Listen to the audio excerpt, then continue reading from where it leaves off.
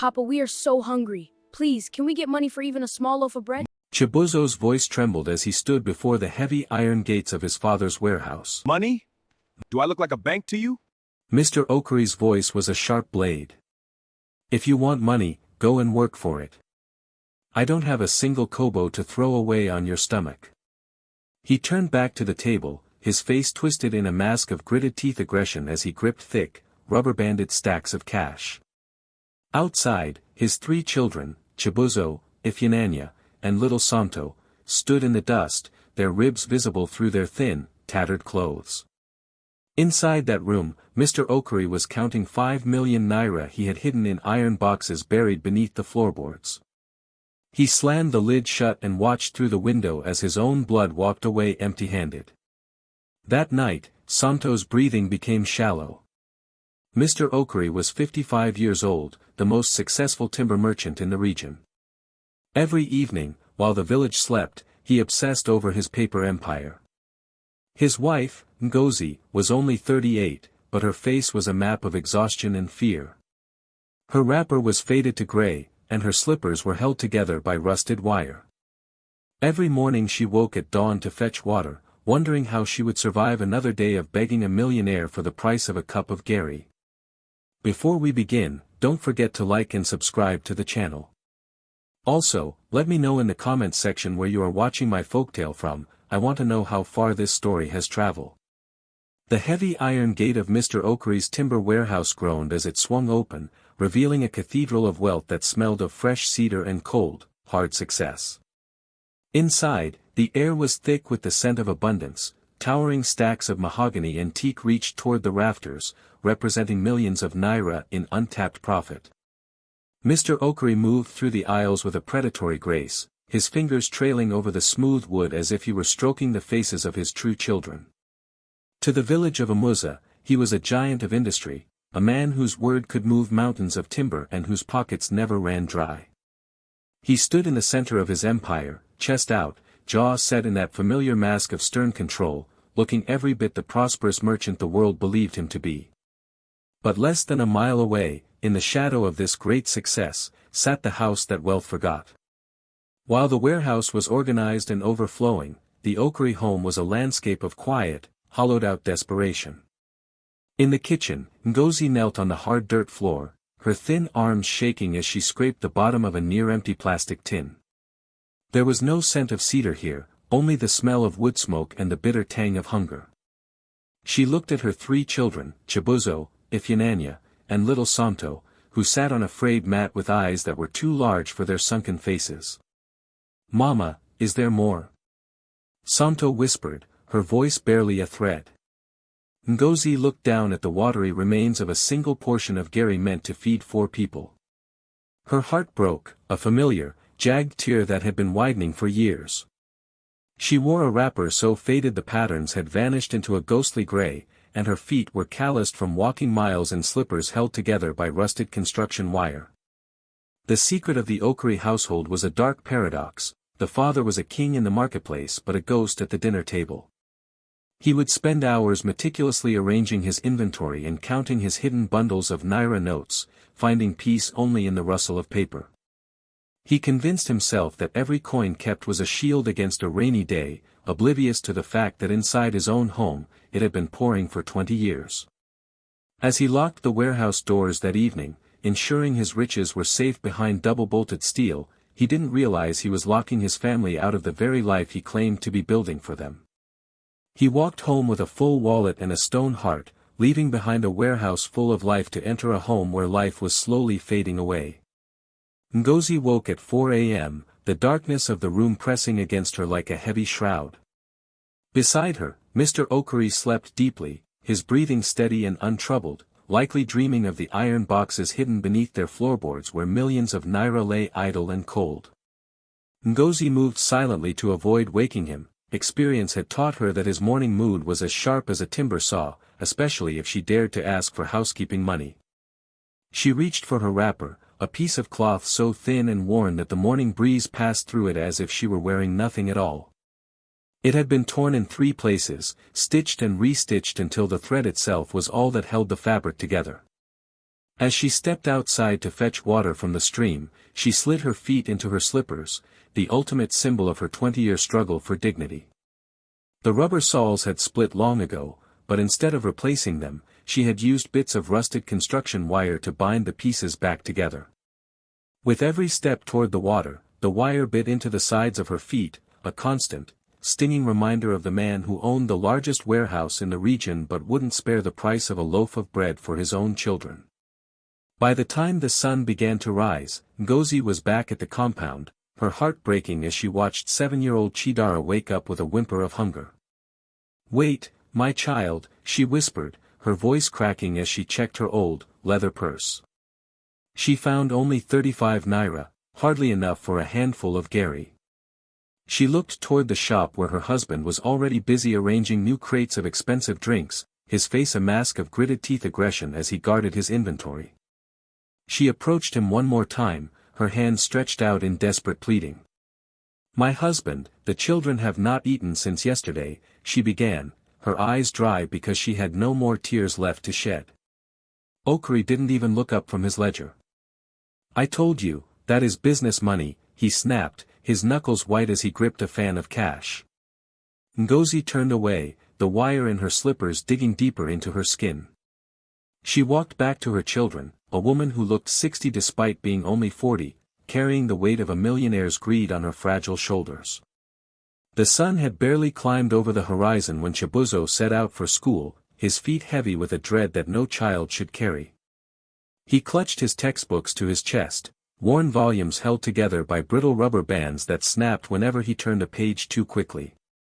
His school uniform, once a crisp white, was now a dull, transparent gray from years of being scrubbed with only water and stones, and a jagged tear at the shoulder marked him as a child of poverty. As he walked the 5 kilometers to the village school, the other children ran past him, their laughter ringing like bells as they showcased their new bags and sturdy shoes. Chibuzo said nothing, keeping his eyes on the dusty path, trying to ignore the gnawing emptiness in his stomach that made his head light and his hands shake. The morning assembly was a blur of prayers and songs, but the atmosphere shifted the moment the headmaster stepped onto the podium with a long list of names in his hand. One by one, students were called forward, each name a public sentence of shame. When Chibuzo Okorie was called, a hush fell over the playground. The children whispered, their eyes darting between the boy with the torn shoulder and the memory of his father's massive timber warehouse. "Chibuzo," the teacher said, his voice not unkind but firm. "Your PDA fees are 5,000 naira. It has been 3 weeks. If your father does not pay by Friday, do not bother coming back." Chibuzo felt the heat of 100 stares burning into his back. He stood there, frozen, the shame pooling in his gut like lead. He thought of his father's room, where thick bundles of naira notes were sewn into mattresses and buried in tins beneath the very ground he walked on. He thought of the aggressive set of his father's jaw as he gripped stacks of cash, refusing even a few hundred naira for bread. To the school, Chibuzo was the son of a rich man playing a game of stinginess. To Chibuzo, he was just a hungry boy whose father valued paper more than his son's future. The walk home felt 10 times longer than the walk to school. When he reached the compound, he found his mother, Ngozi, washing clothes with no soap, her hands raw from the friction. "Mama," he whispered, the word breaking in his throat. "The teacher said Papa must pay, or I cannot go to school anymore." Ngozi sat down on the bare ground, her wire-bound slippers clicking against the dirt as her spirit seemed to deflate. She looked at her brilliant son, the top of his class, and then toward the warehouse where his father sat counting his millions, and for the first time that day, a single, bitter tear fell. Ngozi stood at the entrance of the timber warehouse, her shadow falling across the stacks of mahogany that her husband loved more than his own family.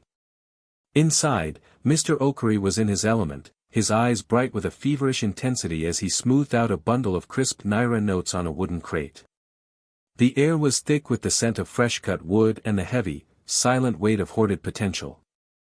Chibuzo stood just behind his mother, his head bowed, still reeling from the shame of being sent home from school like a common thief. "My husband," Ngozi began, her voice barely a whisper against the vast emptiness of the warehouse. Chibuzo has been sent home. They need 5,000 naira for his fees, or he will lose his seat in the class. Mr. Okorie didn't even look up. He continued to count, his lips moving silently as he tallied his wealth. Finally, he slammed his hand down on the crate with a sound that echoed like a gunshot through the rafters. 5,000 naira. For what? To buy books that he will only forget, he barked, his face twisting into that familiar mask of gritted teeth aggression. But he is the top of his class, Ngozi pleaded, her hands outstretched in a gesture of desperate prayer. And the children, they haven't had a real meal in 2 days. Just 200 naira for rice, I beg you. Okorie stood tall, gripping a thick fan of cash so tightly his knuckles turned white. He looked at his wife and son not as flesh and blood, but as liabilities, leaks in a bucket he was trying to fill. Listen to me and listen well, he growled, pointing a finger at the stacks of timber. This money you see here. This is business money. Business money is not for eating. It is not for fees. It is for growth. He turned his back on them, dismissing his son's future with the same cold indifference he used for a bad trade. If I spend it on food, it finishes. If I spend it on books, it is gone forever. Tell the boy to go to the forest and learn to carry logs. That is a real education. As he returned to his counting, the metallic click of his iron box closing was the only answer they received. Ngozi led Chibuzo away, the rusted wire of her slippers scraping against the concrete, a millionaire's family walking back into the darkness of a hungry home. The following morning, the sun rose with a heat that felt like a heavy hand pressing down on the Okorie compound. Inside the small, dim room where the children slept, 4-year-old Somto did not wake with the others. While Chibuzo and Ifeanyi moved sluggishly, their bodies weakened by the previous night's dinner of salted water and hope, Somto remained on the mat, her small frame trembling. Her skin, once the color of rich earth, had turned a ghostly, ashen gray, and her forehead burned with a fever that seemed to consume her from within. Ngozi knelt beside her, a fresh wave of terror crashing over her heart. She touched Somto's cheek and recoiled from the heat. "Mama, my body is paining me," the child whispered, her lips dry and cracked, her eyes struggling to find her mother's face in the shadows. There was no strength left in her, she lay limp like a fallen petal, a fading flower in a house of stone. Desperation lent Ngozi a strength she didn't know she possessed. She gathered the child in her arms and ran to the timber warehouse, her wire-bound slippers snapping against the gravel. She found Mr. Okorie exactly where they had left him, his face a mask of gritted teeth aggression as he tallied the morning's sales. "Look at her, Okorie. Look at your daughter," Ngozi cried, thrusting the shaking child toward him. "She is burning. She needs the clinic. They said it is 500 naira for the medicine." Okorie paused, his hand hovering over a stack of fresh naira notes. He looked at Somto's hollow cheeks and the ribs that pushed against her thin skin, but then his gaze shifted back to the money, the 847,000 naira he had spent 20 years protecting. To him, 500 naira was not a cure, it was a crack in his armor. 500 naira for a headache, he grumbled, his voice cold and devoid of pity. Our mothers did not have clinics, and they survived. This is what happens when you pamper them. The child is just soft. He turned back to his ledger, dismissing the life in his wife's arms as if it were a bad debt. Give her bitter leaf. Boil herbs. Do not come here again to disturb my business with these small things. Ngozi stood frozen, watching the man she had married choose a single piece of paper over the breath of his youngest child. She walked out into the heat, clutching the limp, burning weight of Somto to her chest, while behind her, the steady, rhythmic sound of Okorie counting his money continued, indifferent to the tragedy unfolding in the dust. The day of the Umuza Community Festival arrived with a vibrant roar of drums and the shimmering heat of the afternoon sun. The village square was a sea of color, yet for the Okorie family, it was a gauntlet of silent suffering. Ngozi had spent the morning trying to mask her family's hunger with the last of her dignity, dressing the children in their only church clothes, outfits so thin and transparent from years of washing that they offered no protection against the dust. Somto, whose fever had not broken despite the bitter leaf herbs Ngozi had boiled, sat on her mother's lap like a broken doll, her small body trembling with a coldness that the sun could not touch. In the front row, Mr. Okorie sat prominently among the village elders, his chest puffed out with the pride of a man who had just publicly donated a small sum to the festival funds. He looked every bit the successful timber merchant, his face a mask of stern control as he ignored the hollow eyes of his children sitting just a few rows behind him. The village whispered as they watched them, "There sat the man with the biggest warehouse and the most buried iron boxes, while his daughter's ribs could be counted through her faded dress." As the drums reached a crescendo for the main dance, the heat became too much for Somto's depleted body. Her lips, dry and cracked, moved in a silent whimper before her eyes rolled back into her head. Without a sound, she went limp in Ngozi's arms. "Somto! Somto, wake up!" Ngozi's scream pierced through the music, a jagged cry of pure agony that brought the entire festival to a crashing halt. The square exploded into chaos. The drums stopped, and the dancers froze as a circle formed around the mother clutching her unconscious child. Mr. Okorie remained frozen in his seat of honor, his hand instinctively reaching for the pocket where he kept his cash, his first thought still a defensive calculation of what this scene might cost him. "She's not breathing. Someone help us!" Ngozi wailed, her eyes wild as she looked toward her husband. The village elders looked at Okorie, then at the dying child, their faces twisting with a disgust that no amount of timber wealth could wash away. In that moment, the secret of the Okorie household was no longer hidden behind warehouse walls, the father's greed was laid bare in the dust, a public monument to a man who had chosen paper over his own daughter's life. The crowd parted like a receding tide as the village teacher, Mr. A, pulled his old, battered car to the center of the square, his tires kicking up dust that mingled with the smell of fear. "Get her inside. Now," he commanded. Ngozi scrambled into the back seat, cradling Somto's limp body, while Mr. Okorie trailed behind them, moving with the sluggishness of a man whose world was cracking but whose hand still reflexively protected his bulging pocket. At the clinic, the air was antiseptic and cold. The doctor worked with a grim efficiency, his face hardening as he took in Somto's protruding ribs and the sallow tint of her skin. He turned to Okorie, who stood in the corner of the room looking small and out of place. "Severe malaria complicated by advanced malnutrition," the doctor said, his voice echoing like a judgment. "She needs an immediate blood transfusion and admission. The bill is 15,000 naira. We must start now, or you will lose her." Ngozi let out a choked sob, her eyes flying to her husband. Okorie's face went pale. His mind, conditioned by 20 years of hoarding, immediately began to calculate the loss. 15,000 naira. That was nearly 4 timber logs. That was a significant dent in the iron box buried beneath his bedroom floor. He opened his mouth, and the words that tumbled out were a reflex of his tight-fisted soul. I don't have that kind of money on me now. Can we use local herbs? Can we wait until I sell more teak tomorrow?" The silence that followed was suffocating.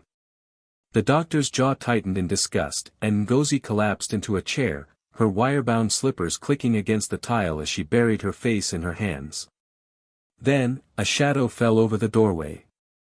It was a local laborer, a man who spent his days hauling logs for Okorie for a pittance. He was covered in sawdust and sweat, a man the village knew struggled to buy a single tin of milk for his own kids. He stepped forward, his hand reaching into his worn, stained trouser pocket. He pulled out a crumpled roll of notes, the entirety of his monthly wages, and placed them on the doctor's desk. "Save the child," the laborer said, his voice quiet but steady. "I have 15,000 here. I will not stand by and watch a flower wither because the gardener is too greedy to water it." Okorie stood frozen, the public shame hitting him like a physical blow to the chest. He, the richest man in Amuza, stood silent while a man who earned in a year what he made in a day saved his daughter's life. The laborer didn't even look at him as he walked out, leaving Okorie alone with his millions, his dying daughter, and the crushing weight of a town's collective scorn. The ride back from the clinic was silent, but it was the loudest silence Mr. Okorie had ever experienced. Every bump in the road seemed to jar the image of the laborer's crumpled notes, the money that had bought back his daughter's life, deeper into his soul. He looked at Somto, sleeping fitfully under the influence of the medicine, and then at Ngozi, whose face remained turned toward the window, her expression as cold and distant as the moon. For 20 years, he had built a wall of paper between himself and his family, believing that every naira hidden was a brick of security. Now, he realized he had only succeeded in building his own tomb. When they arrived at the compound, Okorie did not go to his timber warehouse. He did not check the locks or count the mahogany logs. Instead, he walked straight into the bedroom and locked the door behind him. He knelt on the cold floor and began to pull back the rug. With trembling hands, he used a crowbar to pry up the floorboards he had painstakingly nailed down years ago. The screech of the nails sounded like a confession. Beneath the wood lay the iron boxes, rusted and heavy with the weight of 2 decades of greed. As he hauled them out, he didn't feel the thrill of the merchant, he felt a crushing, suffocating shame. He broke the padlocks one by one. Bundles of naira notes, some smelling of damp earth and others of old metal, spilled out across the floor. Millions of naira. A fortune that could have sent Chibuzo to the best universities, bought Ngozi 1,000 wrappers, and kept Somto's plate overflowing with meat and rice. Instead, it had sat in the dark, doing nothing but feeding his own fear. A sob broke from his chest, a raw, guttural sound that he had suppressed since he was a young man struggling for his first profit. He realized he had almost destroyed his entire future trying to save for it. He gathered the money into a large sack, not counting it, not caring for the tally. He threw open the bedroom door and found Ngozi standing in the hallway, her eyes wide as she looked at the fortune in his hands. "I was a fool, Ngozi," he whispered, his voice thick with tears. "I thought I was making us rich, but I was the poorest man in Umuza." He took her hands, the skin rough from years of uncompensated labor, and pressed a bundle of notes into them. For the first time in 20 years, the iron boxes were empty, but as he looked at his wife, Mr. Okorie felt his heart begin to fill. The sun that rose over Umuza the following week seemed to shine on a different compound entirely. The heavy, suffocating silence that had once hung over the Okorie home had been replaced by the rhythmic clatter of a new cooking pot and the bright, melodic laughter of children. In the kitchen, Ngozi moved with a lightness that made her look 20 years younger. Her worn, transparent wrapper had been replaced by thick, vibrant Dutch wax print, and the wire-bound slippers that had once bitten into her feet were gone, replaced by sturdy leather sandals that moved silently across the swept earth. On the porch, Chibuzo sat with a stack of brand-new textbooks, their spines crisp and unbent. He wore a clean, well-fitted school uniform, and for the first time in his life, he didn't have to look at the ground when he walked past his peers. His father had not only paid the 5,000 naira fee but had sat with the principal to ensure Chibuzo had everything he needed for the years to come. But the greatest change was in Mr. Okorie himself. He no longer spent his evenings hunched over iron boxes in a locked room, counting paper that could not love him back. Instead, he sat under the large uha tree in the center of the compound, watching Somto play. The child's cheeks had filled out, her skin glowing with the health that proper food and medicine had provided. When she ran to him, he didn't see a liability or a soft child, he saw his greatest treasure. "Papa, look," she cried, holding up a small flower. Okorie smiled, a real, deep-set smile that reached his eyes, and pulled her onto his lap. He had started a new ledger, but this one didn't track timber logs or stacks of naira notes. It tracked the smiles on his wife's face and the weight gained by his children. He had realized that money saved at the expense of his family's lives was not wealth, but a debt he could never fully repay. He had spent 2 decades guarding iron boxes while his own blood withered, but in the end, it was the act of giving that had finally made him feel secure. As evening fell, the most successful merchant in the village sat down to a table overflowing with rice, meat, and fresh fruit.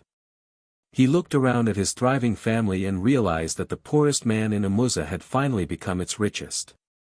He had learned the hardest lesson of all, that true wealth is never measured by what a man hides under his floorboards, but by the joy he builds within his walls.